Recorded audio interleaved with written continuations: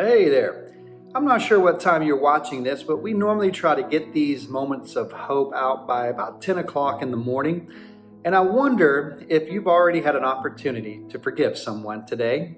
It's early, maybe, for you, but you probably have. If you've interacted with too many people, you've probably had an opportunity to forgive or to be forgiven of something. And that's what I want to talk about today is forgiveness. In our world, in our nation, there's a lot of anger. There's a lot of bitterness that is going around, a lot of hostility, and that may even be happening in our own homes. With families being stuck closer together, it's such a blessing in many ways, but we're told in the news and that oftentimes, this creates frustration. It creates the possibility that forgiveness needs to be extended.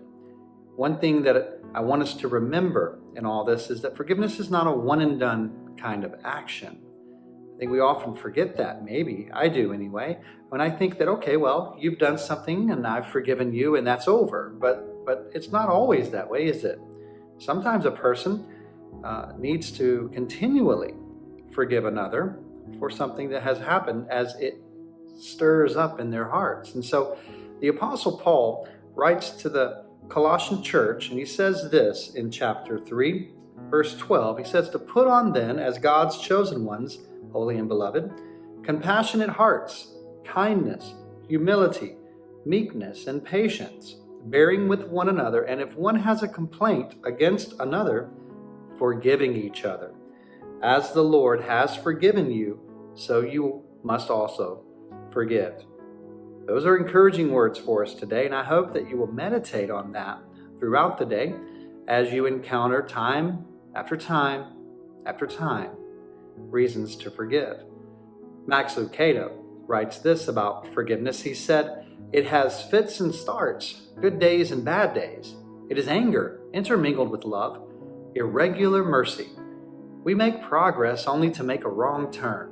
We step forward and we fall back, but this is okay. When it comes to forgiveness, all of us are beginners. No one has a secret formula. As long as you are trying to forgive, you are forgiving. It's when you no longer try that bitterness sets in." And one practice that I have done and tends to help me is something I read when I was reading Dietrich Bonhoeffer.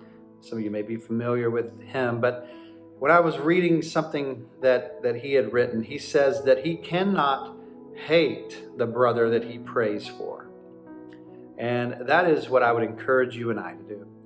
As we maybe struggle in trying to forgive someone, let's pray for that person. Pray for them by name, if you know their name, out loud, if you can.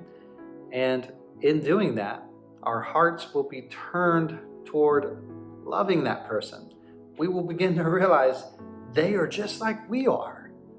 They are in need of God's mercy. They are in need of forgiveness, even if they have done something against us.